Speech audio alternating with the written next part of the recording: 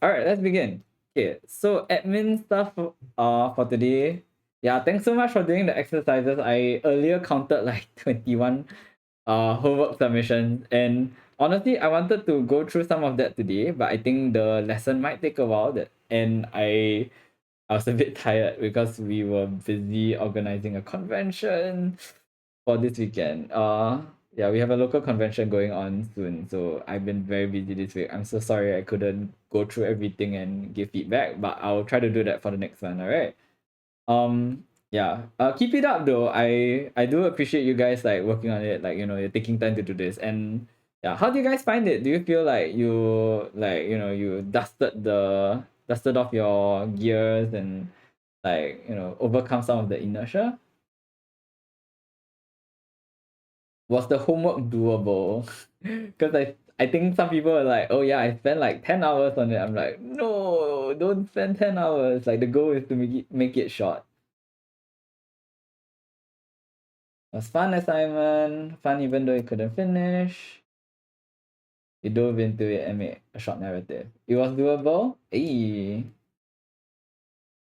I think the key idea is this is not something I want to grade with a metric and like, oh, tell you did wrong or right. Like really, if you feel like you did a good job, right? I think that's all that matters. Okay, once you got something started, it flowed and it was easy as you went along. It was the posting that was hardest. Understand. What makes you want to make a comic script? Very good. If you guys are feeling inspired, like I think that's good. Don't feel like you've given it a fair enough shake yet because something happened. No worries. Like I think is to each their own, right? Like I feel like even though I'm teaching writing, it's not like I open up Word document every day and start writing. I think a lot of it is just understanding, like just fit it into your lifestyle, right? If for me, I write like these days I post 1 to 2 stories a month. 1 to 2 stories, no, one story every 1 to 2 months, so it's not like I write every day. And I think that's okay, right? Like if it's gonna be a hobby, you work that into your lifestyle. Yeah. Okay, so next. So let's talk about typography, all right? We're gonna digress a bit and talk about typography. And what exactly is typography? It has to do with like the formatting of words on your design or your screen or your Word document. So some things that I would recommend. Okay, so first thing, if you have a lot of text, right? One thing you could do is to increase the line height and then make it further apart. And you can so this way you'll be able to read the lines better. So if you're formatting Word documents in future, right? In the template, it should already have a good line height, so it's spread apart. You can consider doing this for the stories that you post. So that's one part, right? It makes it readable. Okay. Secondly, there is alignment. So I realized in the exercise, I left the write your homework here in center align. And so a lot of people started writing in center align. Okay, I recommend left aligning. That means your text aligns to the left side of the screen. This is my recommendation. I find this alignment the best for reading. Okay, this is center align, and center align is a bit more annoying to read. Because the starting point on each line is always different. Okay, right align, I don't think is very popular. Okay, I see just someone mentioning justified. Okay, so this is justified. I usually so basically justified is different from left align, right? So it's left align, but on the right side is aligned as well. How does it do it, right? What it does is that they increase the spacing between some of the lines, on between the words on some lines, so that it fits to the end. Some people like it, right? And usually you use it in like scientific documents. The reason I avoid it is because if you look at like the different spacings between the lines, right? Some of them are tighter, some of them are looser, right? This means that your eyes have to jump different lengths to move on to the next word. So usually I find it a bit hard to read. Another reason is because it creates something called rivers. So it's kind of like empty space between the words, right? And these kind of rivers can cause like your eyes to get distracted while reading. or something something. Like you can go online and read about it. Usually I recommend left align, but if you really want justify, you can go for it. Yeah. So that's it for the homework. So if you want to go and format it, like feel free to. You can take this kind of ideas to use it for like your future documents when you upload your stories. So that, yeah, I'll leave it up to you. Okay, so to the lesson, all right. What's the woes? So lesson 2, we're gonna talk about setting the scene. Right. So why do we talk about the scene? Why should we even care about the scene? Why should we care about the setting? Audience participation, guys. What do you think?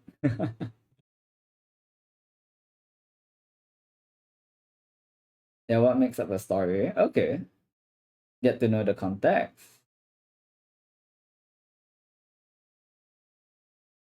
Because otherwise the reader doesn't know the stuff surrounding the character, that's expectation, mental visualization, rules of the world, because things happen in the scene, is establishing location. Yeah, I think you guys have pretty good points.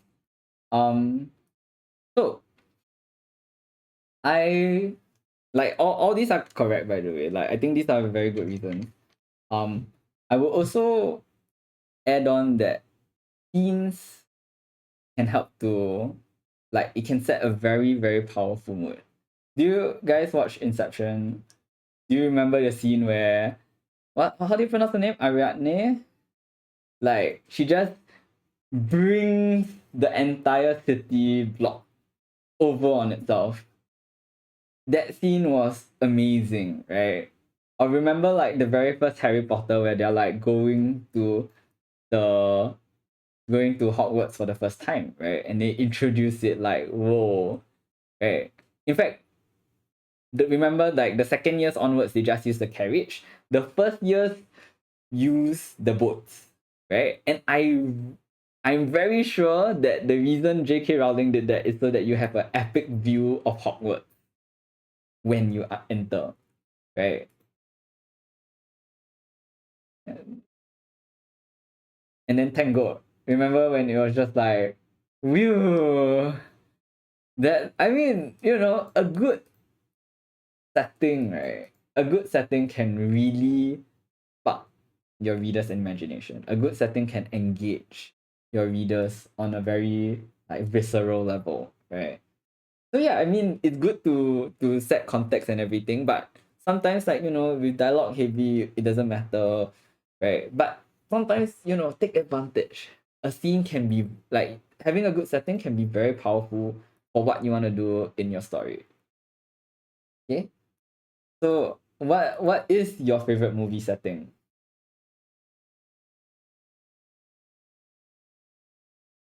Let's go. That was such a great scene in Tangled. You like the Inception one? Oh man, the Inception one is great. I think Christopher Nolan has a thing for for Inception had a lot of good scenes. Remember the rotating corridor? Like wow, blew my mind, dude. That thing is amazing. The intro for Lion King, yeah, that was such a good introduction as well. Interstellar, which part of Interstellar? Kurosawa, the dirty peasant town makes for such straightforward stories. Okay, I have never seen that one. Cube Zero, tornado destroyed building in the day after tomorrow. The whole fourth dimension thing in Interstellar. Yeah, okay. I mean, those are amazing scenes, right? And they chose really good locations, right? A really good location can help you set up, like, the mood, right? That you want to set for a reader, which is why I feel like it's quite important. So, let's talk about the importance of a scene, right? The setting, firstly, it gives the reader a context for the story. So I think some of you guys indicated that, right? Because people are in stories, right? People are in settings, right? And you need to show them, right? Because otherwise you end up with like characters like hits in the box, right? They're just talking like two characters talk back and forth. and then you're just like, where are they? Right? Are they in a cafe? Are they at home? We don't know. And the author sure isn't telling us, so we have to guess. Right? That's not cool, bro. And it provides a richer experience, right? I think the cool thing about writing is that everyone in their mind, right, it's a collaboration. When you put words on paper, right, the scene in your mind is gonna be very different from what the reader interprets, right? And they are gonna collaborate with you with the words you write to create their own version of the story. And a good location can provide a very rich experience. It grounds the characters, so like the characters don't feel like, you know, they're just floating head, and it can set mood. So yes, let's pause for questions. Any questions so far? Everything makes sense so far? Or like, you know, you want to ask? Okay. Okay, makes sense.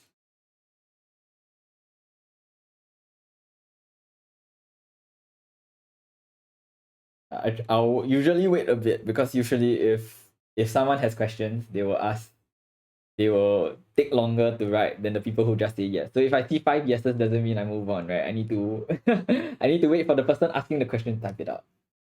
Usually sparse with the descriptions because you like the reader to fill it in. Okay, I will go more into that later down the line.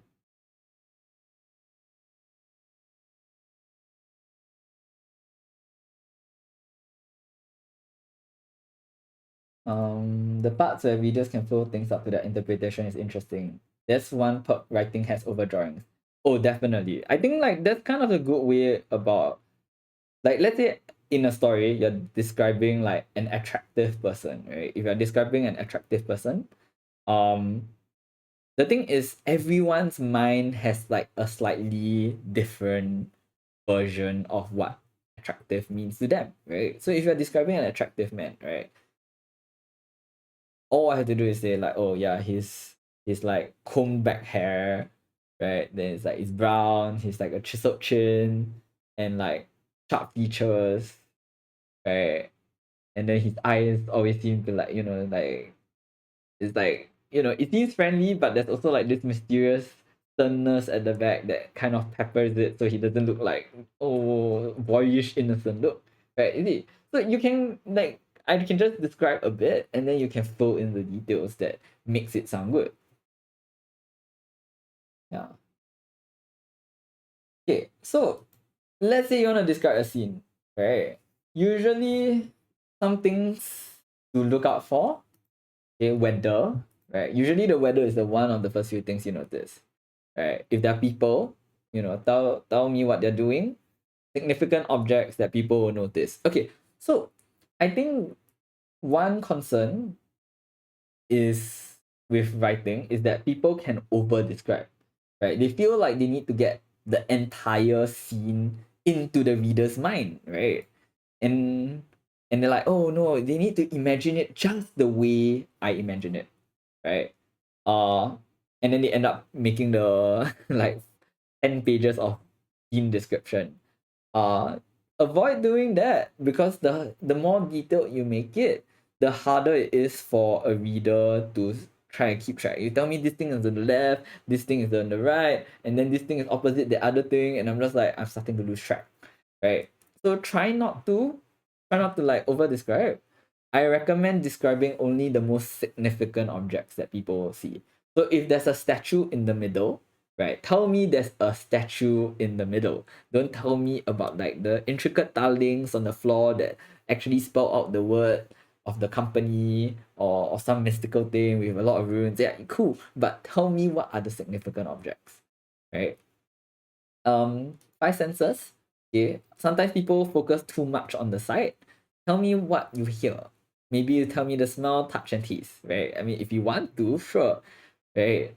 But beyond, like, honestly, try to focus on like more than one sense because this way it will provide for like a richer experience. Okay. Let me see. Um, we have to make sure the readers aren't confused. Yes and no, like, you know, again, you can confuse the reader with too much description. You once wrote 2 pages to describe the room the character walked in, only to realize the character was just going to walk through and interact with the couch. Exactly. Chekhov's gun. If the gun is described, it must go off. Yes. Yeah, if it does play a crucial point in the story, you should probably mention it, yes.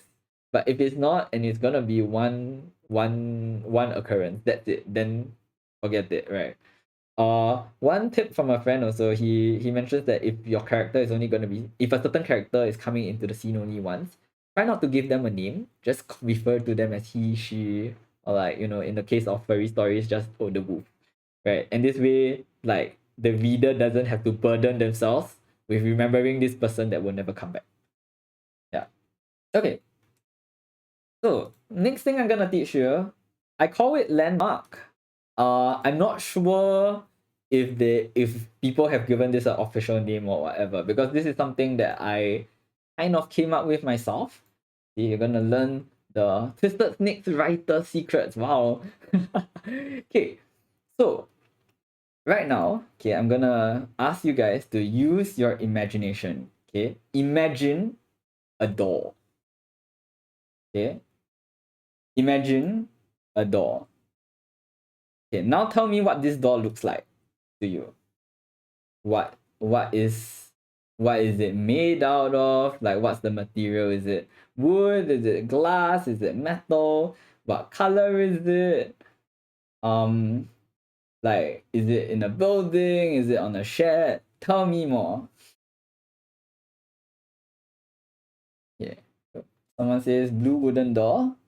Someone else, white wooden door with a brass doorknob. Someone else, a big entrance door made out of dark wood, embellished with golden trim. Okay?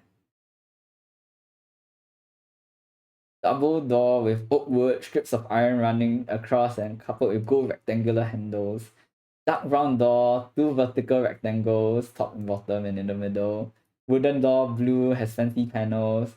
See, everyone's gonna imagine a different door. So as soon as this loads up, see, everyone imagines like a different door, and that's fine. In fact, this is how life works, right? Everyone has different experiences.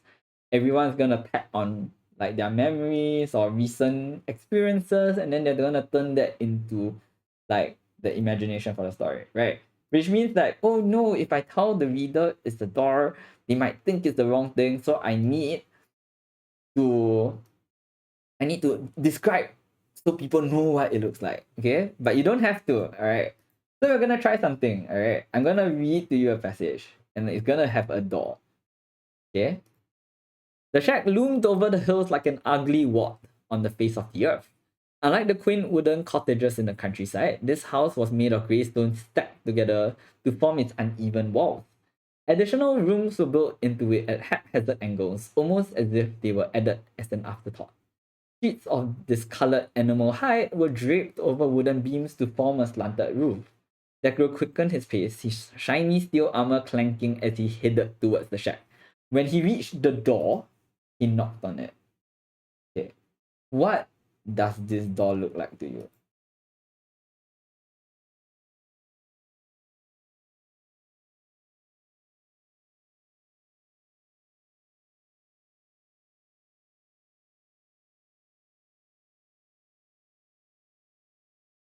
Rickety wooden simple, could fall apart any minute. Standard wooden door, brown, medieval, old planks, nails put together, hinge probably broken, wood probably not well maintained, weathered and rough.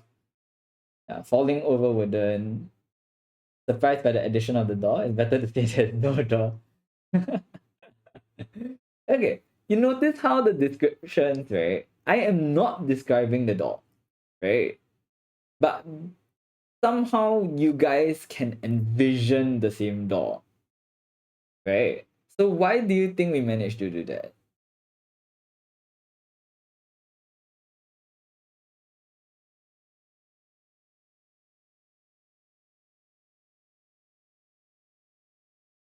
Context. Context is a powerful tool. Set expectations by describing the things around it. Yeah. So in here, right, we have like, like we're talking about cottages, countryside. And then the house itself is uneven and it's discolored animal hide. There's shiny steel armor, which kind of gives you the idea that it's a medieval setting, right?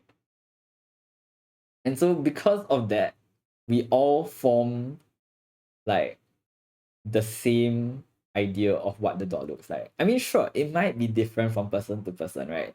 For some people, it opens on the left. Some people, it opens on the right. For some people, it has like metal strip to hold it together. For other people, like practically falling apart. And I think it's fine, right? In fact, if the detail isn't super important, right, you don't have to describe anything, right? You don't have to describe everything about the scene. Right. Okay, let's try another one. All right. The doors of the Silver Serpent Hotel open up to you, revealing an expansive lobby laid with marble tiles and alabaster pillars. A giant chandelier made out of hundreds of crystal bulbs hangs from the high ceiling, casting a soft orange glow over the entire hall. Now, what do the doors look like to you?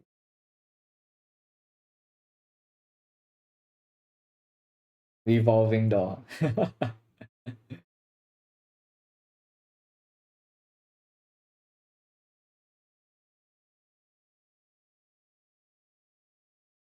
It's automatic. Okay. Automatic doors. Large doors, glass like the ones in Marina Bay Sands. Automatic glass doors. All metal outline glass doors. Very tall, mostly glass. Wow. Modern glass automatic doors. Two-story doors with gold rims and red painted lacquer surfaces. Wow. Rodao, you know too much. Read too many of my stories already. You know what the Silver Serpent is. Glass door, maybe automatic, operated by portal. Solid wooden double door. Okay. So I think it's cool. There are some differences. Like some people say glass, some people say revolving, some people say wooden doors. But like I think it's interesting to think like, like the idea that you can make use of context to direct people's imaginations in certain directions. So this is why I call it landmarks, right? By giving you crucial information in a story, right? You help the reader to shape what the scene looks like, right? It's kind of like Inception, right? Like, you don't plan the details. You let the dreamer subconscious fill in the details for you. And that's basically what's happening, right? You describe a few key features. You describe the main important parts, and then you let the reader's imagination like fill in the rest, right? Because in the end, you can go and describe down to the last detail, like, oh wow, like 20 potted plants, right? But if it's not important, right, that there were 20 potted plants, maybe you don't have to tell them, right? You just need to let the reader imagine, right? And by helping, so you give them just enough to create a rich experience, right? But then you let the user's imagination, the reader's imagination, right, fill in the gaps. And this way, you don't have to bog them down with description, right? You can let them follow through the story, and as they move throughout the space, right, all the details will be filled in, right? Just give them a bit more description here and there, but don't overdo it.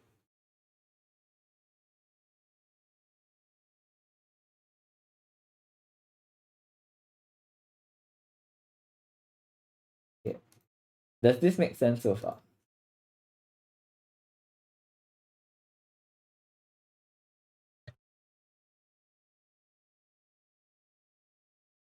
Okay. I know we talked about this, but why describe the detail at all? A lot of famous writing is pretty timeless in terms of story, but is locked in a specific time world by the scene. Um, I think it's not. So what do you mean by timeless? Like, is it because I can imagine it in modern times, just as in olden times, or what?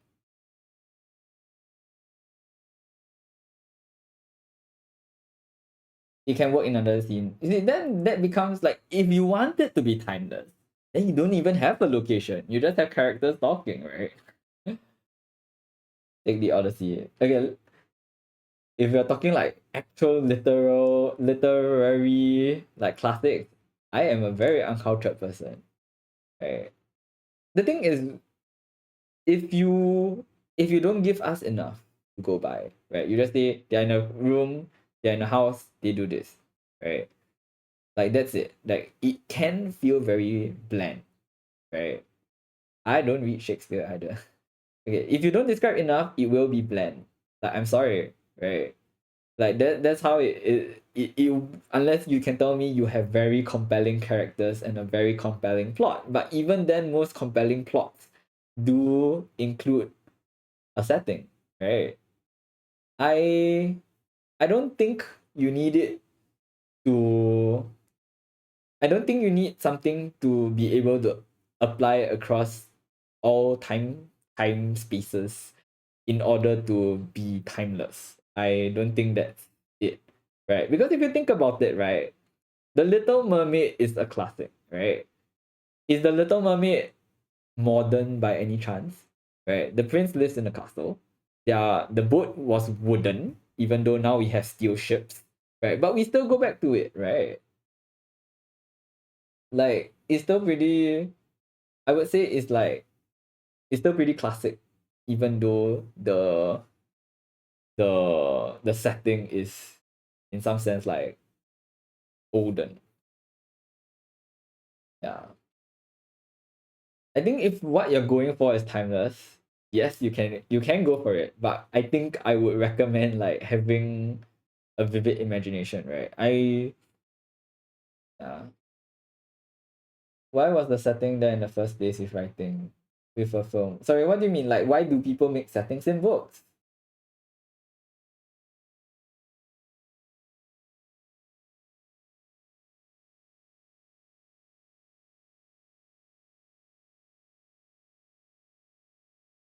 Why make the setting?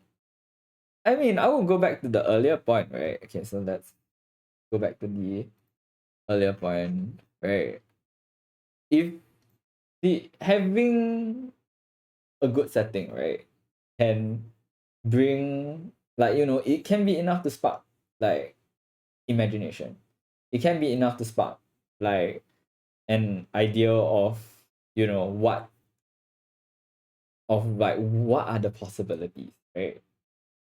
It can set a mood, right? It can make you feel this is peaceful and like nothing's gonna go wrong, right? I have used settings to different places as well. Like for instance, if it's gonna be a medieval story, right? I would describe medieval. And this way if I bring out a knight in shining armor, you don't question it, right? Whereas if I tell you like, they're in a building, okay? And then two characters are seated down, they're talking, okay? And then they talk about doing the dishes. Sure. And then suddenly the door opens and the knight walks in. You're just like, wait, I was imagining an apartment building in New York.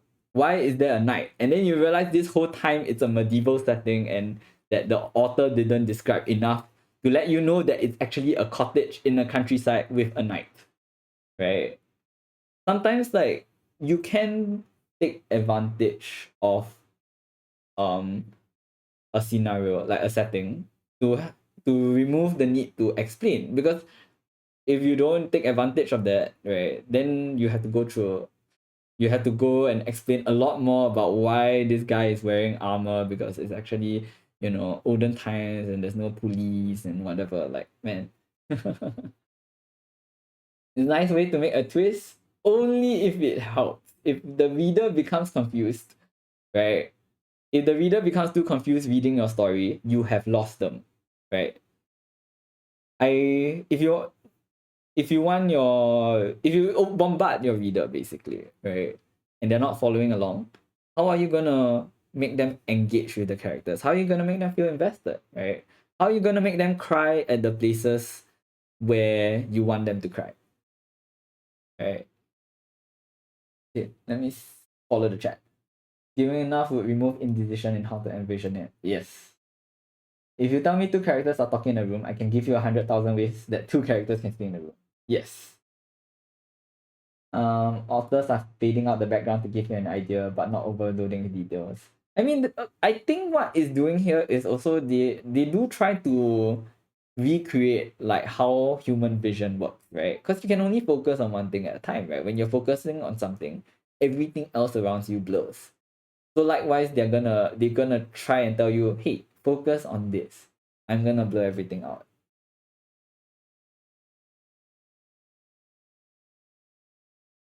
I mainly ask of how because of how some writing makes this way more or less vague. Um, for me, okay, so I agree with you where it's up to you. That's definitely like what I mentioned in the first lesson, like in line with like the writer's voice. I think everyone has different preferences. One thing I always go for is that when you read my stories, I want you to be able to follow the characters. I want you to be able to follow them through as if they are in the scenes themselves. And based on some of the feedback that people have been giving me, I do think that they're like, yo, I can actually imagine myself in that scene. And I think that's like, this is what I go for. I want you to feel like you're following through. So that's the goal. So obviously my what I'm gonna teach is gonna be biased towards that direction. You are free to skip that. Um but I think it's good to explore, right? So if you want to try, why don't you write two different versions? One where you describe a scene, right? And one where you don't really describe it that much, and then you let the reader imagine, right? Then you can give it to people and then ask them which one do they prefer. Right? I think it's very easy to like sit down and have this whole armchair discussion about what makes for a good story, why is it good, right? But honestly, when it comes down to it, right, it's about the reader. So why don't we, if you really want to explore that, you are free to write two different versions of a story. Put that down in front of readers. Let them read it, right? See which one is better, right? It's better than just trying to argue the theory, all right? Okay. Some extreme stories do a lot more world building than characters. It depends. So again, I don't like to do info dump, and one of the later lessons I will talk about world building and info dumping. I generally avoid that. But but okay, there are always exceptions, right? And there are people who love, like for instance, fantasy, right? And they are like the plot and stuff, like it's nice to have, but like they really indulge in the world building. They love the politics and the societies and how different countries work together with the different like belief systems and religions that come out, and like different thoughts of the afterlife and their magic systems, and like people love that, right? Some people love that, right? And so it's it's along those lines. There's this story by Isaac Asimov. Yes, okay. So there's something called the Foundation series written by Isaac Asimov, and the plot was terrible, but some people liked it because of the world building. Yeah. Let's see. Following through. Silmarillion is a pretty pure form of this. Okay, yes. So don't worry, we'll get to that like in the later lessons. Yeah. Because I won't really go down into like the full on world building, but if you are looking for like ideas, again, feel free to disregard. I'm not claiming that everything I teach is like truth. If you are starting out as a writer, feel free, like I think this is a good starting point.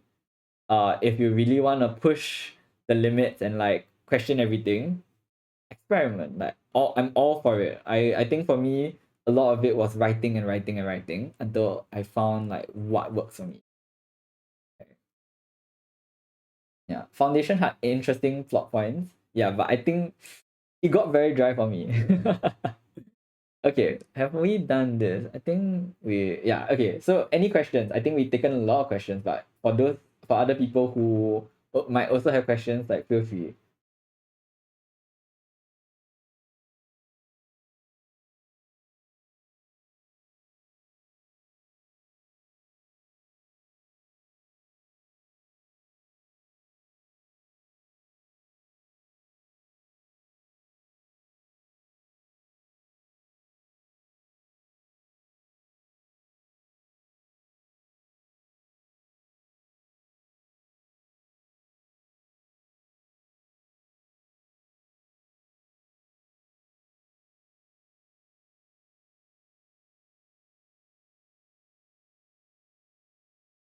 Okay. Otherwise, we can move on to, but let's make sure. You think good? Alright. Can.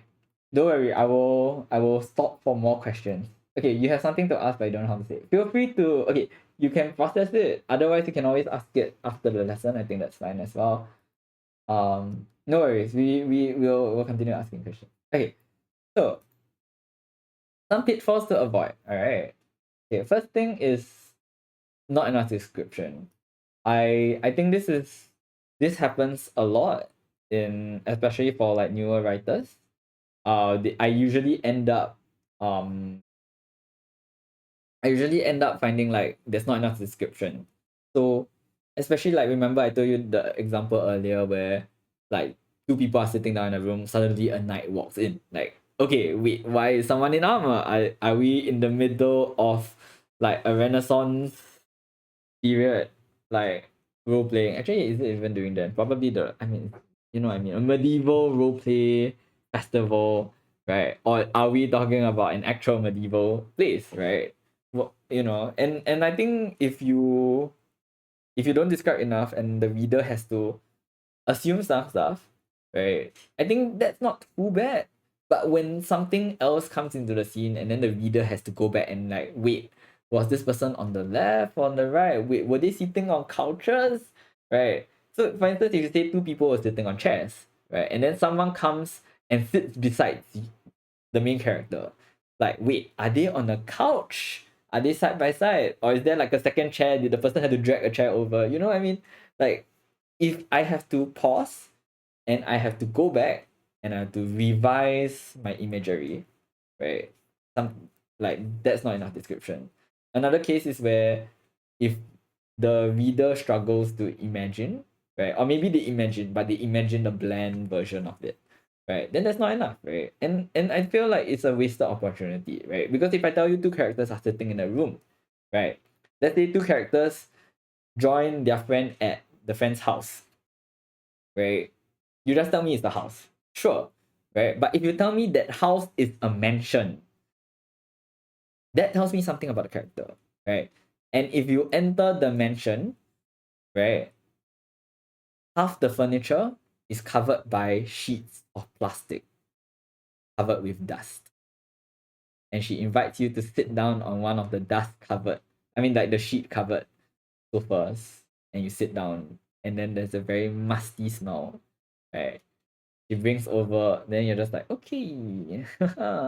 she she takes out her phone, starts using it, while everyone else looks around awkwardly. Right? Like, "Oh, it's a bit stuffy in here. Do you have a fan or something?" I'm like, oh, I can open the windows. Then she opens the grimy windows. A setting can tell you a lot about the characters, right? So again, if you don't describe enough, right, then the reader is gonna struggle. You can use setting to your advantage so much. You want to clean this character's house now that I've described it. Exactly. You see, I'm making you feel things, right? I'm making you feel things, and I didn't even describe the character, right? And I think that's like the fun part about writing. Yo, do you not want to do it, right? Don't you want to string me along, right?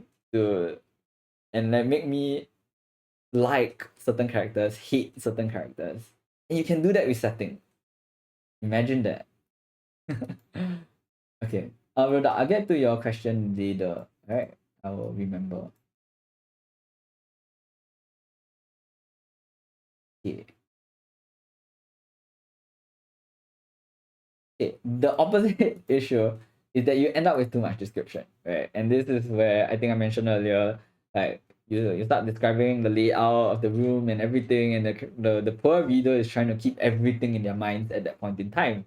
Uh yeah, that one when your reader struggles to keep up, right? Or they have to keep going back to revisit. Wait, was it here? Was like the statue here? Was it facing the door? Like there was a chandelier over the statue. It's like too much, right? If the reader gets confused, you probably don't want it, because the idea in a good reading experience is like the reader should find that it flows smoothly. um they shouldn't get hitched up with too much of, if your writing trips them over, then you probably need to do something with it. Yeah, so here's an example, right? There's something called purple prose. And purple prose basically means like you over describe, but like it doesn't feel like much. Right. So example, the concrete jungle of New York, a city that never sleeps, pulsates with an electrifying energy that envelopes every inch of its sprawling landscape. Skyscrapers reach towards the heaven, casting long shadows over bustling streets that teem with a diverse mix of people from all walks of life. As the sun sets over the city, the skyline erupts into a dazzling display of lights that twinkle like stars in the night sky. The streets are alive with the sounds of honking horns, chattering crowds, and the occasional street performer. Okay, what do you guys think? Was that okay? Not okay?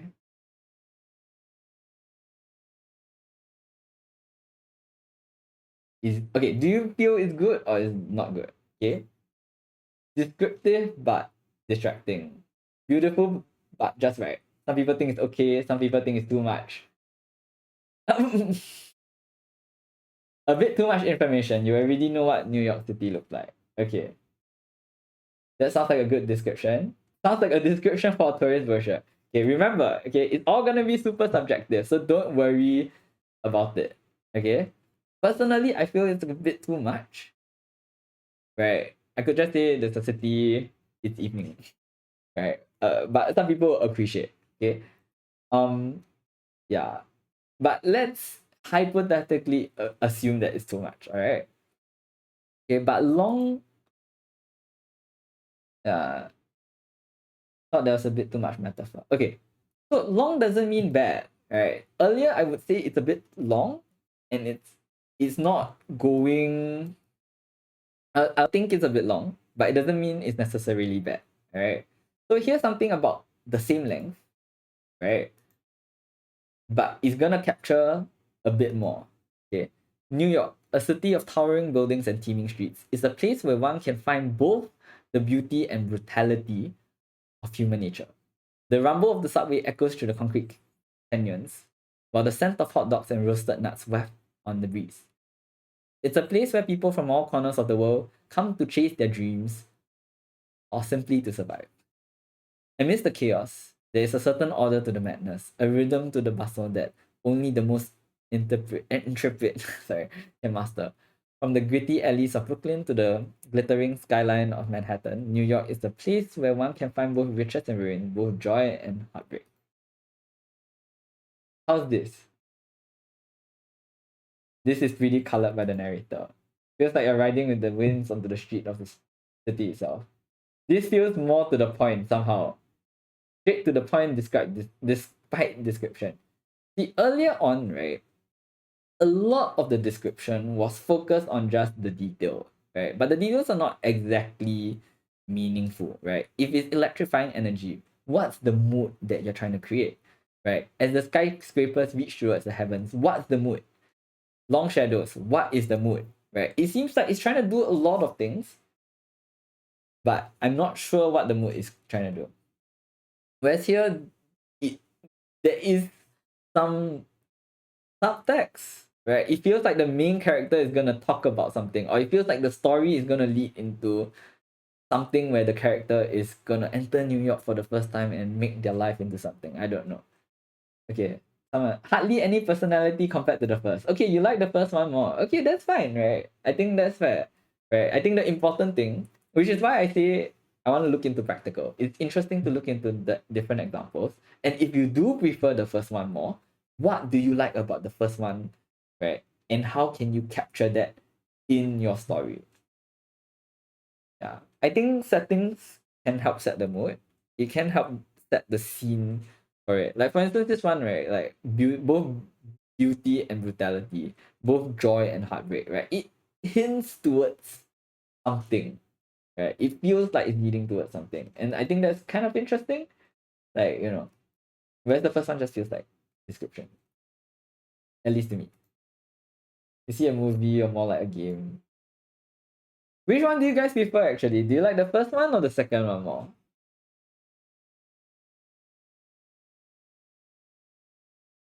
Prefer the first one. If someone prefers the second one. Second one, the first one wasn't too clear. Second one felt like it was building up towards something. This writing feels closer to a person's opinion. You feel like the first one has emotion, like a person describing their favorite city. The second one sounds like a Wikipedia description. You prefer the first. Okay, that's fair enough. You like the second one. Okay. Like the second one, you prefer the second. Okay. So I think the key idea is, as much as I tell you certain directions, okay, you're free to disagree with me, figure out what you like the best, right? And learn from it. Yeah. But I think it depends. Right. Length doesn't matter. If you disagree with the teacher, you'll be expelled. I have absolutely no stake in this. If your writing voice is whatever you want to take it in, right? Okay, so basically what you want to be doing is you want to keep the descriptions meaningful, right? Focus on the key elements in the scene that will help establish the rest of the setting. So you can use like the landmarks, for instance, right? If you want a medieval setting, what are the key components you can tell me to help me imagine the medieval scene, right? Is it medieval to stop? Is it medieval with magic, right? Is it medieval but dystopian, right? If I tell you medieval, okay, cottage, countryside, there's a castle in the far distance, sure, right? But if the cottages, right, are sitting on the countryside and the sun is setting and like the magic lamps just ignite into blue flames along the path by itself, right? That's magic, right? But if I tell you that it's medieval, right? There's cottages in the countryside, and suddenly, like, like a giant metal ship crafting just floats through the air, scanning the countryside, making sure all the citizens are in their houses by nightfall, right? That's dystopian, right? And you can imagine each of them coming out, right? With just that setting alone, right? So take advantage, right? This is a very powerful tool. So help establish the rest of the setting. Ask yourself what mood do you want to invoke, right? And what are the key things you pay attention to? The key things that you pay attention to in that scene will be what the reader wants to see, right? If you are in a room and something is moving very fast or something is very big, describe that first, because that is what you will see in real life if you were in that. Uh, okay, let's do questions. All right, let me answer Rodon's question from earlier. Okay. How do you avoid people misinterpreting something like how the character in your story looks? See, if it's not a crucial point, right? If like it's not important, then I would say just let the reader imagine, because they will imagine in the way that they in some sense like the most, right? If you say this is this handsome man and he looks like this, right? The reader might have a slightly different interpretation of what handsome looks like, right? But if it's handsome to them, then I'll just let them have it, right? It's only if like it's a crucial point of the character, like, oh, he has a scar down, a scar in the middle of his forehead that will become very important later in the story. But all you need to know for now is lightning shape, right? Okay, you won't know that it's actually caused by a curse from like this evil wizard, but we won't go into that yet. Okay, just know that there's a lightning scar on his forehead, right? Then you just tell that, right? But most of the details, if it's not important how Mr. Potter looks like, then yeah, you skip that, right? I think that's fine. If it's important, tell me. If it's not, let them imagine. Okay. Any other questions? Okay, if I stand there. So the example earlier, like with the medieval versus like the different kinds, what do you guys think? Does it make sense? Like, how to use these key elements to convey the theme.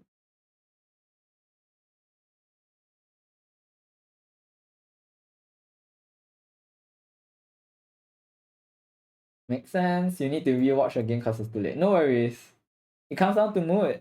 Mood conveying. I mean, mood is one part, right? Conveying the imagery is another part, right? And I feel like you can bring it down to like you can create a very strong in your mind, right? I think movies have a very good advantage, right, on like making you feel like it's epic, right? But I think like you can achieve the feeling of awe in your stories as well. You can wow the reader. Yeah, and I think I felt that during okay, so I'm gonna keep going back to like Suzanne Collins' Hunger Games because I really love some of her books. Like the fourth one was great. She does locations quite well also. Using set pieces to shine a light on what the setting's about sounds like a powerful tool. Yeah, take advantage, dude. Okay.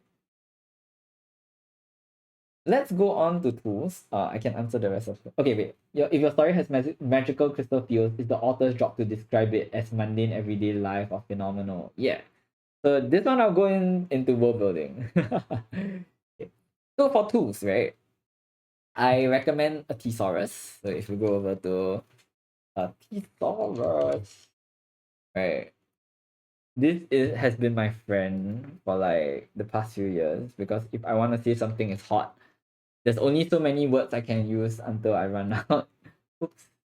Okay, wait. I want to go to thesaurus and I want to type hot and not who. Thesaurus available, yes. Dude, why does it keep bringing me here? The dictionary is not working with me today. Yeah, so like, see, don't tell me it's the hot sun, tell me it's the blazing sun. I think it sounds better.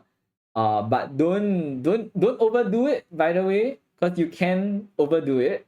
Don't say like, oh, the recalescent sun like shone onto the desert. Alright. Right. Just please use it in a smart way. Yeah, blazing sun works, I think. Right.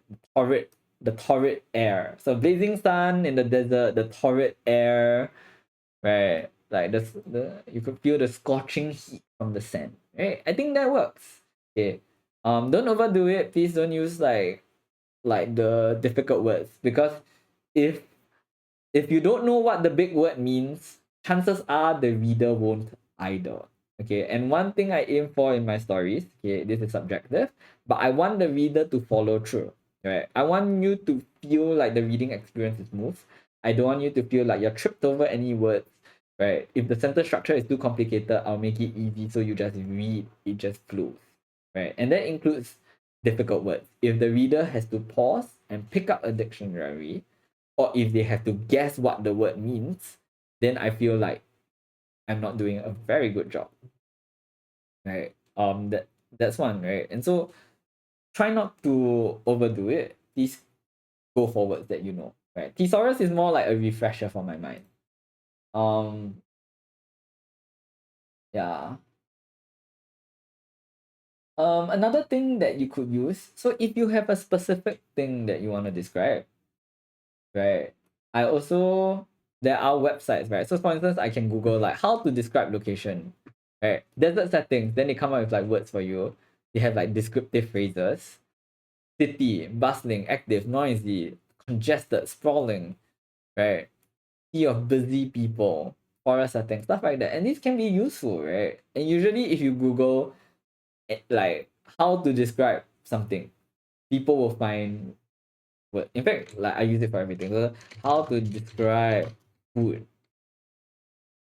Then like people will come up with a billion and one things for you, right? It's great. So internet's your friend. Don't use it as a crutch. Learn some new words maybe, but don't go and use the super complex words if you don't know what it means. It can be very useful. This is why you hate Wikipedia so much, Dragon. Uh, Roget's Thesaurus is more helpful than dictionary.com. Yeah, fair enough. Like I think to each their own, right? Like if feel free to paste the link. If people find it more helpful, they can take a look at that. Uh, there should be a rhythm within the sentences you write. That's up to you. I can show you guys some of my examples in future when I get to like the more advanced technique. It depends on the reader's skill level. If you're writing young adult fiction, the language level shouldn't be too complicated. Yes, agree. But at the same time, just because they're adults doesn't mean you start using like the bombastic words.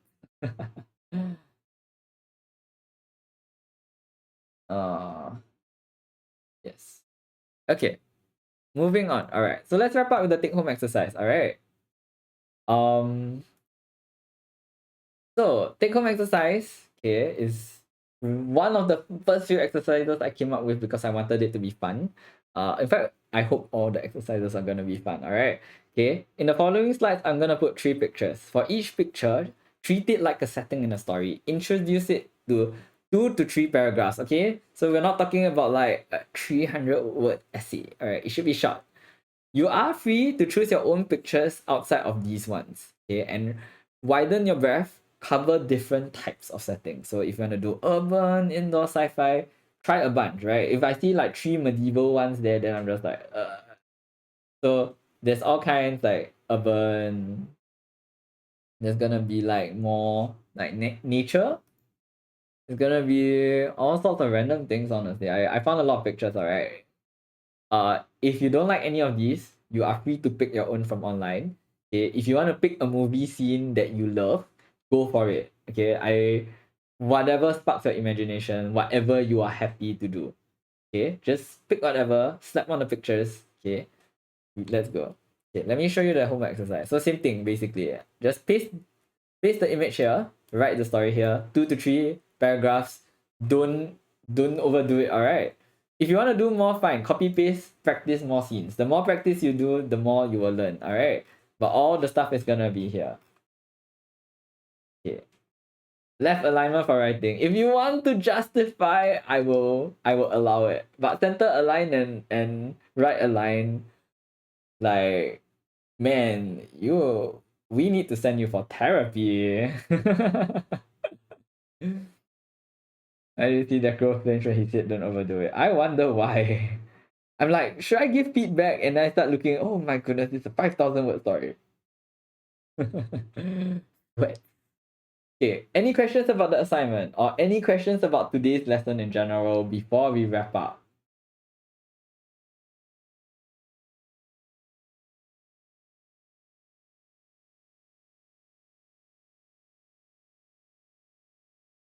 Okay, issue with your prose overall feeling kind of bland. You don't use good descriptors for scenes in your eyes. Um, if you feel like it's not good enough, right? Then is it? Can you? So how I will go with is firstly looking at the physical descriptions, right? Do the descriptions, like, are there enough descriptions of different objects? So aim for, okay, I wouldn't want to give an exact number, but usually I describe at least 3 to 5 things about the scene, right? If it's in a room, I describe the floor, wall, ceiling. Are there any pillars? Are the pillars nicely ornamental pillars, or are they like, or are the walls like ugly, right? Is it a rotting cottage or a fancy hotel, right? If you feel the setting is not interesting, make it interesting, right? Cottage in the countryside, not interesting, make it on the edge of a precarious cliff, right? If it fits your story, of course, right? If you feel that office building lobby is not interesting, put in a giant statue of a man in chains and just like slap it in the middle, right? Make it interesting, make it spicy, right? If it's a theme park, right? Don't just make it a regular theme park, right? Maybe make it like a floating platform in the middle of the sea because whoever invented it is a audacious first architect, right? Okay, so that's the first level. Describe things, right? Second level, make it interesting. Throw in special features that makes the scene memorable. Okay, a step up from that, give me a mood, right? If it's supposed to be a sad setting, right? Maybe the people are walking slower, right? Maybe the sun is setting, or maybe it's raining, right? If it's supposed to be bright, then make it bright, right? Make the sun scorching hot, right? Or you can like make it, or if it's supposed to be a good day, right? Make it a good day, but describe like rolling clouds coming in, right? Just give it a bit of tension, give it a bit of spice, right? if it's or like another way, like, oh, it's a nice sunny afternoon, right? And then someone's in their room, living room, relaxing, right? Then okay, that's fine, right? That's cool and all, right? How can we make it interesting? Right? Maybe describe like, yeah, but the house is nice and cool, but really like everything is falling apart. The heater is broken, right? The shower curtains need to be replaced. They have holes in them, right? There's grime running down the walls, and this man is deciding to spend his Saturday morning watching television instead. Whoa, right? Doesn't that set a mood? Doesn't that set the tone, right? And I think there's so much to explore. I think it's a very powerful tool. Like, take advantage of it. There's lesson Dropbox. Oh yes. Is it okay if you describe the photo? You mentioned how it contrasts the scene outside. Yeah, you can go ahead. Like, I think if you set a mood and you make it like, you know, you make it interesting, right? Your goal is to make it interesting because as a reader, I want to come in, I want to be pulled along in your story, right? Get me invested. Get me invested in not just the plot and the characters. Get me invested in the location, right? I think we went through some examples earlier, right, where you could feel like them, right? For instance, I was talking about the lady whose house was like covered in plastic sheets and dust everywhere, right? And the windows are grimy and they're closed, and therefore the room is stuffy, and then you have to open it for fresh air. Like, doesn't that just make you feel things, right? Doesn't that pull you along? It makes you ask yourself, like, what's wrong with the owner, right? Like, does she need help? Is she depressed? Right? And it sets up such a good, such a good atmosphere. Like, take advantage. Yeah. Opinion about using character dialogues as a way to describe the scene. You can feel free to explore that. I will go into that in, I believe, the next lesson or the following one. So don't worry, that will be covered eventually. But for now I'm focusing on just the setting. If you do want to explore the if you do want to explore like using characters, go ahead, right? It's really up to you. I don't want to be like, no, you do this because I'm grading you on that, right? Like, if you want to explore that, go for it. Happy to let you try. Yeah, these exercises are more suggestions than exercises. Like, whatever tickles your fancy. Writing is a form of creation, and I want you to, like, if you are inspired to create, I'm not gonna stop you. Do it. If you want to do more than 3 pictures, go for it. But don't overdo it, alright? 2 to 3 paragraphs. Part of the reason is to keep it short, right? The same way you don't want a reader to go through 10 pages of like location description. Okay, let's try to keep the scenarios to 2 to 3 paragraphs. And then if you want to do more, do for a different scene. Alright, any questions before we wrap up? I keep saying I want to wrap up. This is legitimately the last slide. Alright. Okay. If there are no more questions, okay, I see people typing.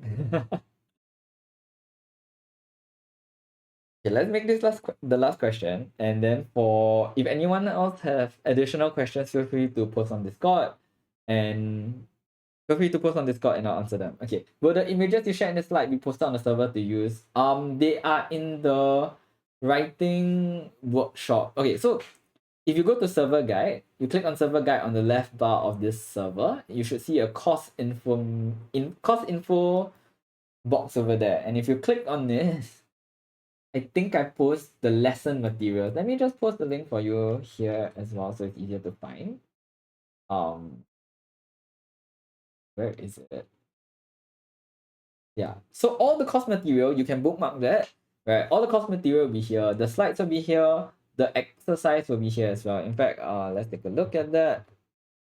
There, if you scroll to the bottom of exercise 2, all the pictures are there. So feel free to copy paste like whatever picture you want to use. If none of these pictures inspire you, find your own. You want to pick a movie scene, do it. All right, whatever tickles your fancy. Okay, does that answer your question? All right. Okay, with that, let's wrap it up. We are a bit over timing. Again, I apologize. The lesson seemed to run away from me. I'm just like, oh man, I'm gonna teach this all in half an hour. We ended up taking longer. Okay. Hope you guys enjoyed today's lesson. And all the best for the homework. I'm looking forward to see what you guys get up to with the scenes. I think there's a lot of potential there.